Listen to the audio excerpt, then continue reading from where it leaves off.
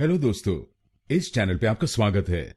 काफी लोग भारत में इस शब्द को गलत बोलते हैं, जैसे फैसिलिटी। आइए सीखते हैं इसकी सही प्रोनाउंसिएशन। इसकी सही प्रोनाउंसिएशन है फैसिलिटी। फैसिलिटी। इस शब्द में 4 शब्दांश हैं। पहला शब्दांश है FA, दूसरा शब्दांश है CIL, तीसरा शब्दांश है I और आखिरी शब्दांश है TY। पहले शब्दांश को यानी FA हम बोलेंगे फ। फ।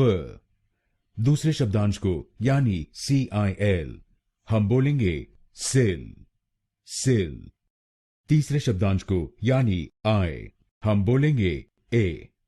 ए। और आखिरी शब्दांश को यानी TY हम बोलेंगे टी। टी। तो बनेगा फैसिलिटी। फैसिलिटी। फ सिल ए टी। फ सिल A T. Facility. Facility.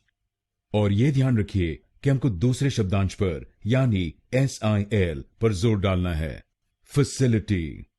Facility. अब आप जान गए इसकी सही प्रोनाउंसिएशन।